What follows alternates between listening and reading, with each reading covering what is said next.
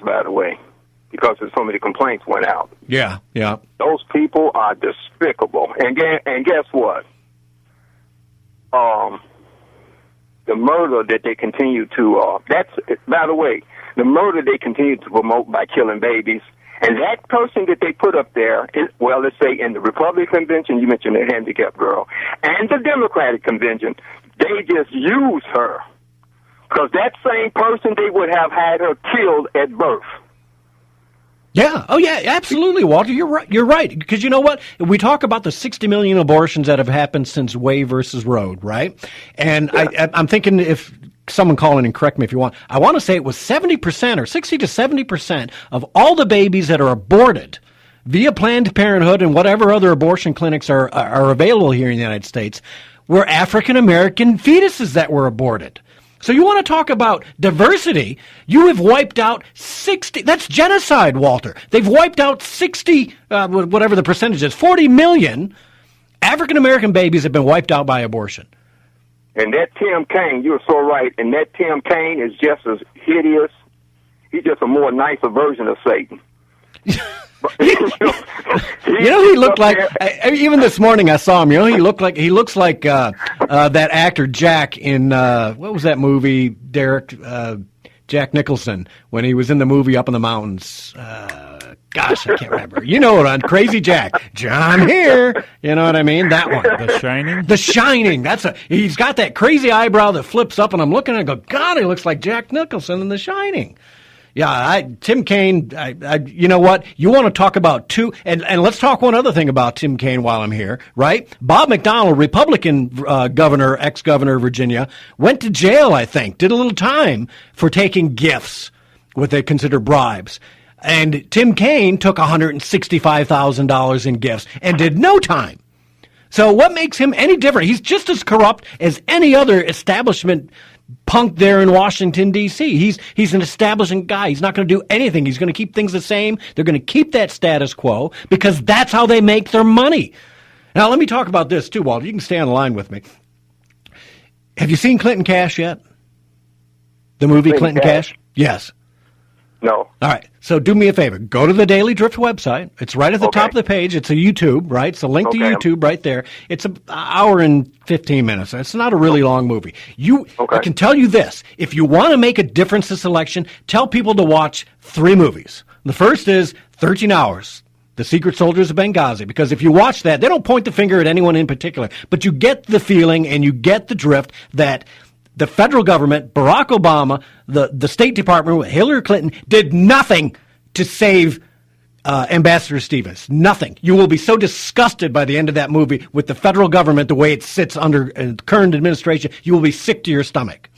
The second movie, Clinton Cash. You cannot walk away after watching Clinton Cash and ever look at her and Bill again and say, what the heck have we been doing supporting these people? It's just absolutely amazing. And the third one, obviously, is going to be Hillary's America by Dinesh D'Souza that I plan on watching either this week or the beginning of next week, this weekend or the beginning of next week.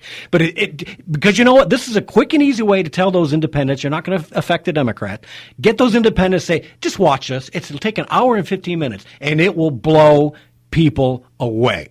It really will. So it's right at the Daily Drift. You just go there. It's right at the top. It'll click it. It'll take you right to YouTube, and you can watch Clinton Cash. And because Breitbart's doing it for free, it's on YouTube for free. Watch it, spread it around, get that link, and email it to as many people as you can, because this will take Hillary Clinton down. It is a Clinton crime syndicate. It really is. They are no better than the mafia. And they touched on it in one of the earlier shows today about Haiti. Absolutely. Absolutely. Hey, man, I'm planning on doing all that. I'm doing my part almost every day.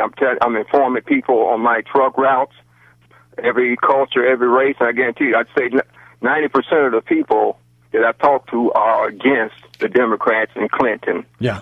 Well, they're calling her a liar. And I tell you what, let me say this before I get off. You notice with the Democratic Party that they have reduced humans to worse than animals, and they have uplifted animals greater than humans.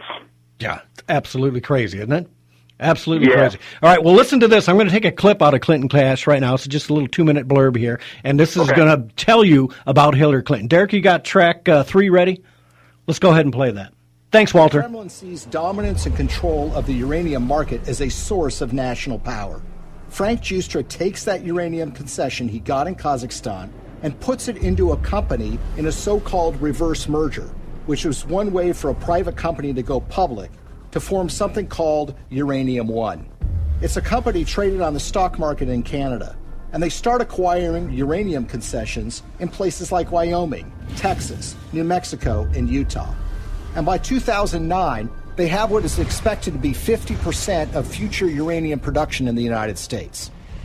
This gets the interest of Vladimir Putin and the Russian government. And in fact, there are State Department cables that were leaked through WikiLeaks, which show that Hillary was aware of the fact that the Russians took great care to try to dominate the international uranium market. Well, the Russians want to buy this asset, and they offer a 40% overprice on the share of the stock. And for this transaction to go through, it has to be approved by the U.S. federal government. Why? Because uranium is regarded as a critical industry in the United States. After all, this is used for our civilian nuclear reactors and goes into nuclear weapons. So it goes before the federal government, where it needs to be signed off by a series of federal agencies, including the Secretary of State, Hillary Clinton. As Hillary Clinton is contemplating this, shareholders in Uranium One, including Frank Giustra, have sent more than $145 million to the Clinton Foundation. The chairman of that company at the precise time is a guy named Ian Telfer, who is also making donations to the Clinton Foundation, as is Frank Holmes, who is another major Uranium One shareholder. And Hillary Clinton, who has a record of opposing precisely these kinds of deals, comes out and says, you know what, I think this is a good deal. Let's let Vladimir Putin take control of what is now 20% of U.S. uranium production.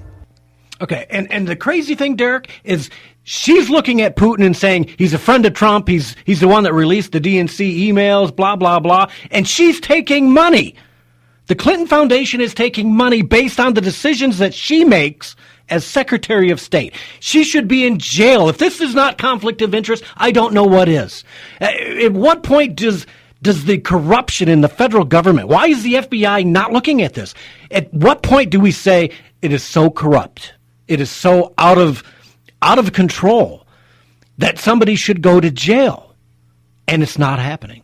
You watched how the DNC emails came out, and they wanted to blame it on somebody else instead of showing what's in it and taking responsibility for it. Folks, that's what you got to watch. Go watch the Clinton Cash movie. It's right at the top of the webpage, thedailydrift.com. Go check it out. Until next week, go to thedailydrift.com, educate yourself, and spread that around. Take care, and we'll see you next week.